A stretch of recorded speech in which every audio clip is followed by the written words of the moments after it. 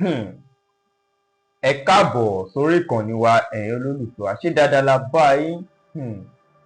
Gẹ́gẹ́ bẹ́ẹ̀ ti mọ̀ pé ẹlẹ́nu rófó ni wá, nǹkan tó bẹ̀rẹ̀ ṣòwò a máa ti ṣèwádìí kúlẹ̀kúlẹ̀ tó ti pa amọ́ sórí ìkànnì ìfún yín láti gbọ́.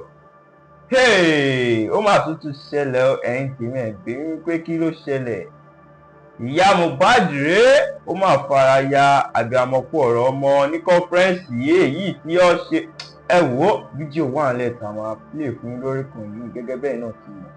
Tó bá yẹ pé ìgbà àkọ́kọ́ rèé tó ń darapọ̀ mọ́ wa, bá a subscribe kó like kó comment kó lè máa jẹ́ àǹfààní content nígbàkúgbà tá a bá fi léta fún yín láti gbọ́. Gẹ́gẹ́ mi sọ pé fídíò wà nílẹ̀ tá a máa play fún yín lórí kan yìí. Àgbàmọ̀pọ̀ ọmọ ẹ wò ó, ìyá Mohbad ó fara ya. Ẹ wò fídíò ọ̀hún náà rèé, ó yá iná ẹ gbọ́. At about 4:23 p.m.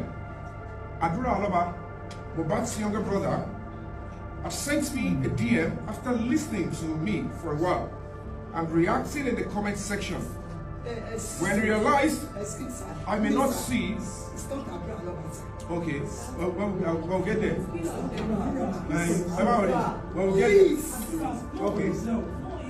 Please. Don't worry. And let me finish my speech. Let me finish my speech. I have to continue my speech.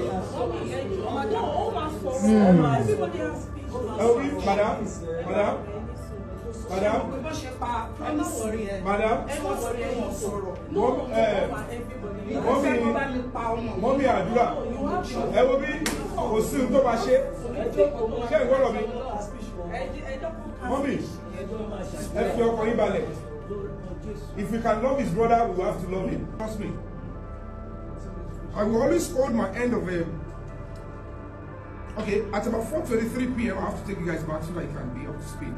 Adúrà, Mohbad's younger brother, has sent me a DM after listening to me for a while and reacting in the comment section. When he realized I did not see the DM on time, he wrote to the comment section asking that I check my DM. And lo and behold, he offered to give me a video recording of a fight that is sealed between the late singer Mohbad and his wife Cynthia. He demanded for 3 million naira.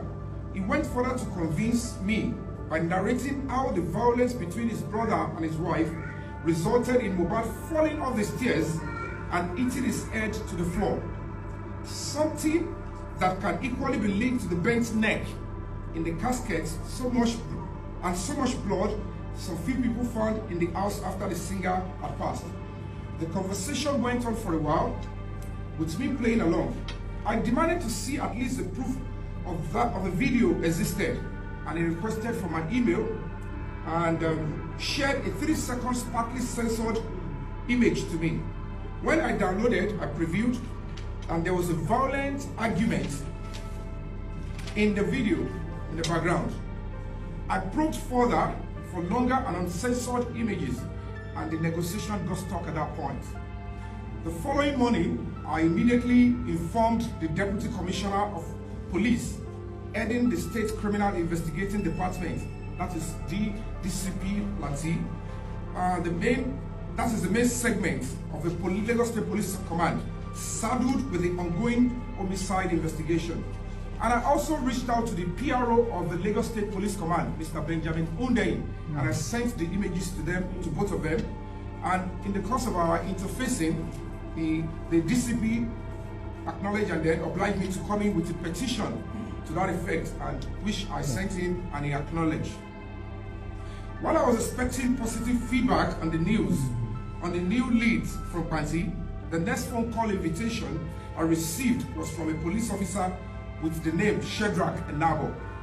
He introduced himself as the investigating officer, that is the IPO, CP Special Squad, that is Commissioner of Police Special Squad 1. He reliably informed me on a case of impersonation brought to the attention of the Commissioner of Police by Adúrà, and that I should come to see, so that he can intimate me of their findings and progress. I quickly reminded him of my earlier petition on the same matter to the State CID of the State Command. Of course, as a gallant of justice fighter, I had the appointment and I went straight to the CP's Special Squad 1. I attended the Special Squad 1. I met with the deceased father, Mr. Joseph Aloba, his lawyer, and one Mr. Ayepareti. They were waiting there to also to see what was going on. The officer in charge briefed me and shared some detailed efforts. I commended them for the proactive approach and prompt public service delivery. I only noticed from his response and remarks that the case was not harmonized because it's the same state police command, and it is the same command that is dealing with Mohbad's case. So I was expecting that the case would have been harmonized. And when I didn't see that, I said, okay, fine, no problem. I only...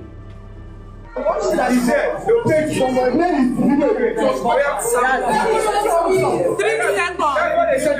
seconds.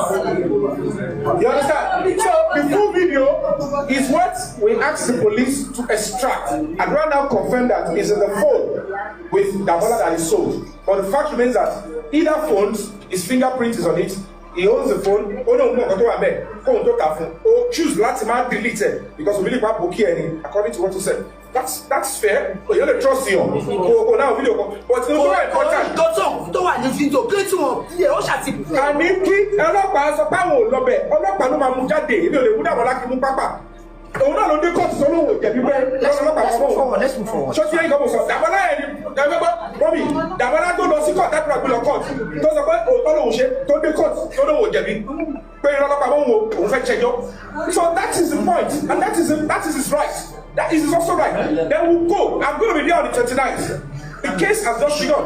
Ṣùgbọ́n ẹjọ́ torí Ọlọ́run. Ṣé ní nǹkan tí ọba ti ṣe kó máa fi òtítọ́ àti òdodo ṣe? Ṣé ọ̀pẹ bímọ? Àyíkọ́ lẹ́fẹ̀ẹ́ dáadáa. Èmi náà dẹ̀ bímọ. Àdúrà má tẹ̀lé lẹ́yìn. Ṣé ọ̀pẹ ìgbọ̀n tiẹ̀ ló kú? Kò ń ṣe ọmọ tí wọn ló kú. Ọmọ ti tẹ̀lé ló kú. Ṣùgbọ́n kó tẹ́ bá ti ń ṣe láyé ẹ má fi ìbẹ̀rù Ọlọ́run ṣe o. Sórí gbogbo nǹkan tó ṣẹlẹ̀ sí mi ó máa ṣẹlẹ̀ sí gbogbo ẹ̀dá àníyàn. Tí ò bá fi ìtọ́ Ọlọ́run ṣe. Thank you. Tó bá ṣe pé mi náà wá parọ́. Èmi ṣe máa parọ́. Tí màá mọ ikú tó pa ọmọ ẹgbẹ́ wèrè ni tí mo bá parọ́. I don't know your handle. I don't know ikú tó pa ọmọ ẹ̀. Rí àdúrà rí. Ẹ̀ẹ́dẹ̀ lè wá bẹ́ẹ̀ ṣe lè gẹ̀ẹ́tì ọ̀pá ìlẹ́gbẹ̀ẹ́tì station. Wọ́n ń pe press conference lórí. Every mini press conference. Lórí ọmọ yìí. Tí mo ṣe press conference yẹn ni. Ṣọ́ọ̀bù orúkọ tí ń jẹ́ ṣọ́ọ̀bù orúkọ tí ń jẹ́ Visa Yomi.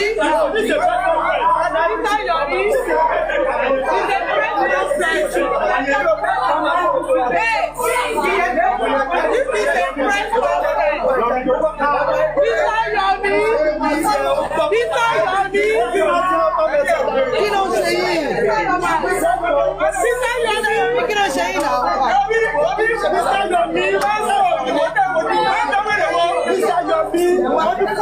Mr. Yomi,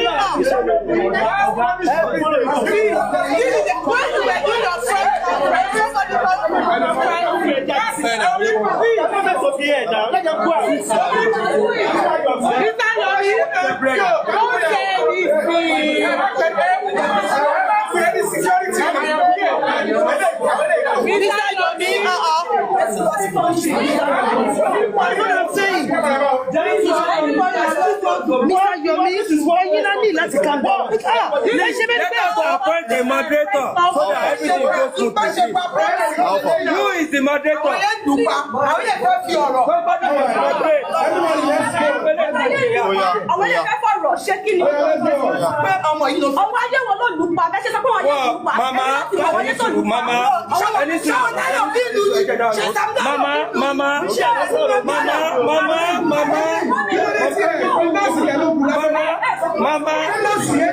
ẹ̀rọ ọba tó fẹ́ mẹ́ta. Mama,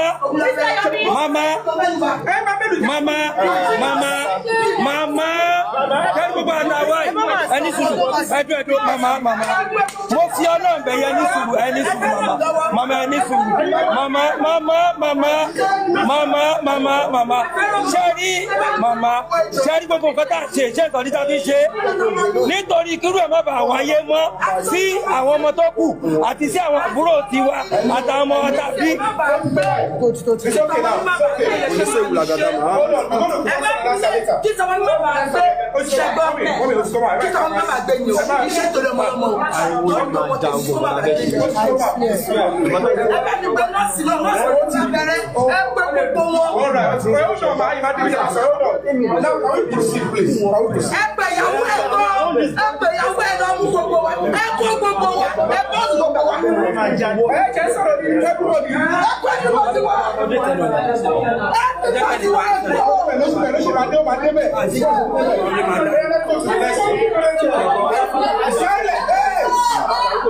Silence, please. Silence, Hanifa, please. Silence.